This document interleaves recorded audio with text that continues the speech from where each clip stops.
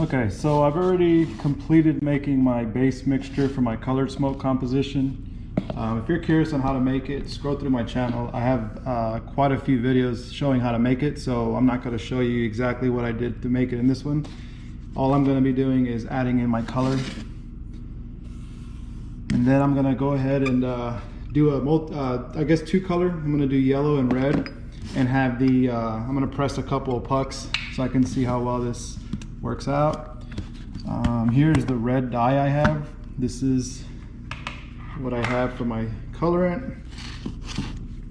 And because I'm doing a 50-gram mix, I'm not doing 100, I'm only going to be doing 18 grams of this red. This red is super fluffy. I don't really like it too much. That's why I'm kind of using it more, just so I can kind of get rid of it. But the one that I do like the most is my green and my purple. Those are very, very dense, and they don't look like this, where it's like super fluffy and it takes a lot of room just to store it. So I'm gonna just kind of use this up, make my smoke. The yellow there is the same thing. It's kind of like fluffy, almost feels like, well, like gym chalk whenever it's all grounded up. It's very fluffy and stuff, but I don't have any more yellow. All I had was that little sample pack they sent me. So here I bought red, I bought blue or green, and I only bought a pound of each. So pretty much, all right, we're at 18. Here's my mixture with the base mixture. So the base mixture is what you need to make your smoke, and then after you make the base mixture, you can make a couple 100 grams of it. Then you just kind of save that, and then you mix in your colors whenever you're ready to do your colors, and that's it. So I like making a base mixture first. I use that, I put it in the blender, grind it all up. This isn't very shock sensitive or anything like that, so you can grind it up after the chemicals are in, because there's no metals in it, no aluminum. So just swirl it around, and there is that red mixture. So I'm gonna just do a quick couple presses, and then off camera I'll finish up the rest. I did find this brush online. Well, actually I had it. I didn't find it online, but it's pretty good.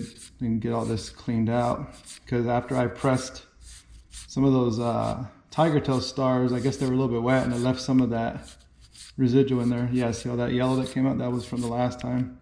So these colors do kind of leave a little bit of residue behind. It's nothing serious though, so I'm not really too worried about it.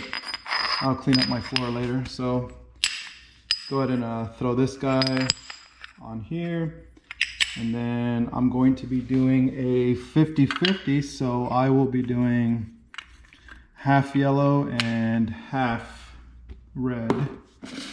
Make sure I can see that in the camera, because sometimes this view is like super cut off or something. I don't like that. So let's go ahead and get this yellow. Now I already have my press set up to about 1500 psi.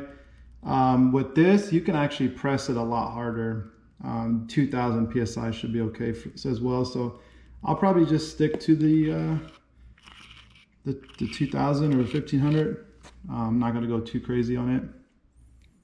So as best as you can, fill it up with the yellow mixture. It's going to be a little bit hard to get it even, because the way I'm pouring it, for one, but for two, it's just not a big deal as far as how much you put in. So you just kind of fill it halfway, and then you press it down with the dowel pins, these Delrin pins, whatever they're called. And then once you do that, you pretty much just settle all that powder in and get it ready for the next stage, if you would. So I can kind of see some of them are empty. Well, not really empty, but some of them are lower than others. You just kind of fill those in a little bit. And that's why I like putting the pin in, so I can kind of see which ones need to have a little bit more yellow. Once I start actually making more videos again, I'll actually start doing like a tricolor. I'll go from like yellow, red, green to purple. I like the violet that I have. I'm actually starting to run out of that violet, so I'm not using it as much. But I bought that years ago, so I just pretty much have what I have left, and I'll probably end up ordering another pound. It is pretty expensive for this dye though. You can't use like the dye at Walmart for dyeing clothes. It doesn't work like that. You need an organic dye, which this is. It's about $30 a pound, and then that doesn't include shipping.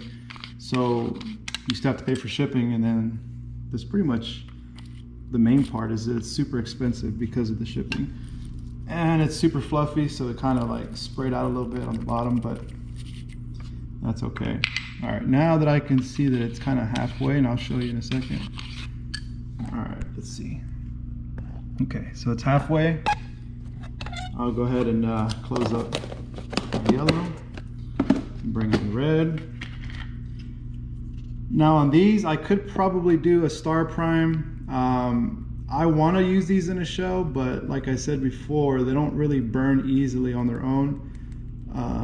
Even with just using a fuse on a smoke bomb, it'll sometimes not want to light all the way, so I'm gonna need something to prime them with, which I can probably roll them in a BP, maybe a nitrocellulose lacquer. That's just acetone and black powder.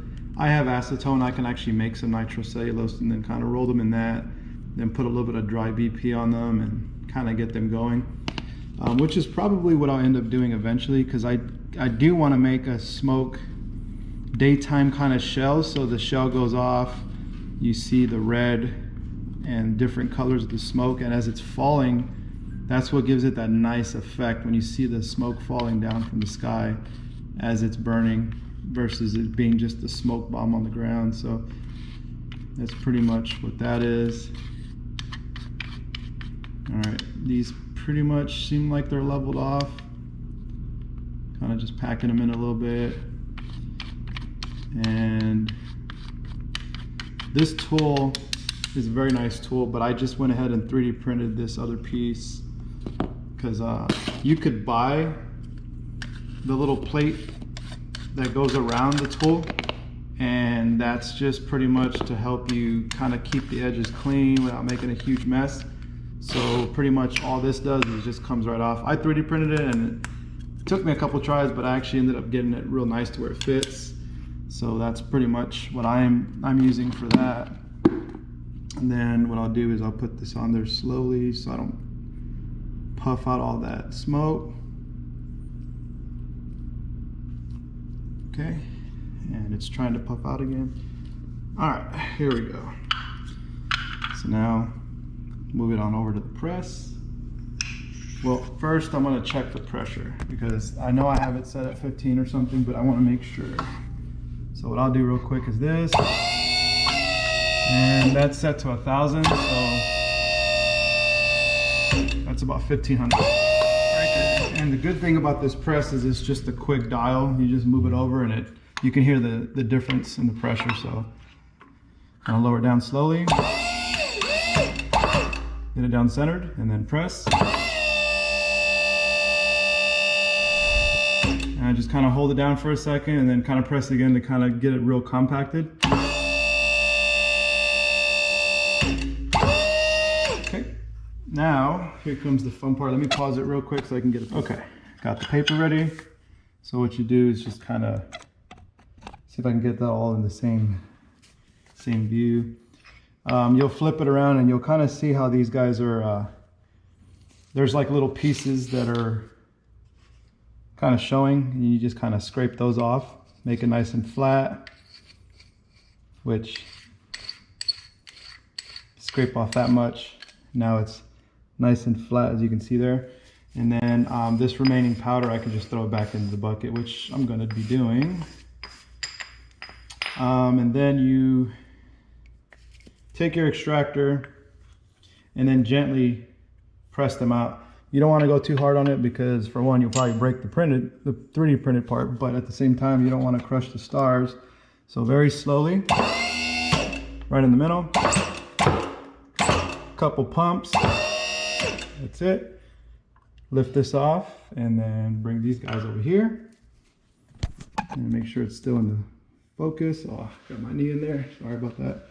All right, and then you just kind of just wiggle this guy and press it. All right, and then All right, so these are pressed.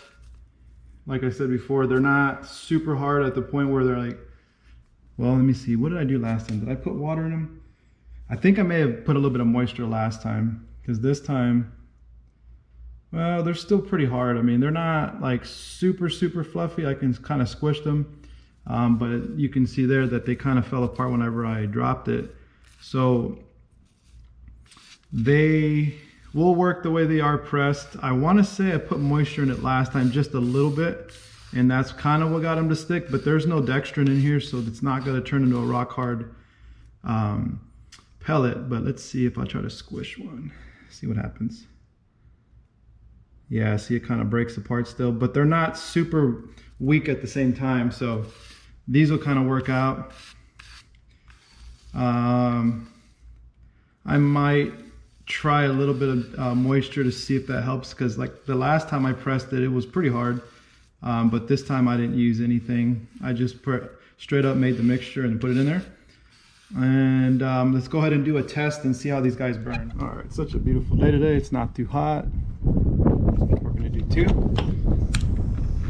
See if I can light it. I have the torch, but see, there's the red, and it changes over to yellow because the yellow's underneath. So the 2 color change is pretty good.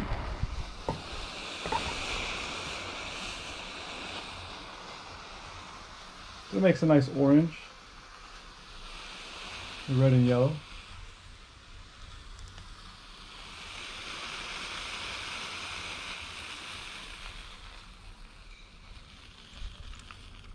All right, so that's gonna be it for this video.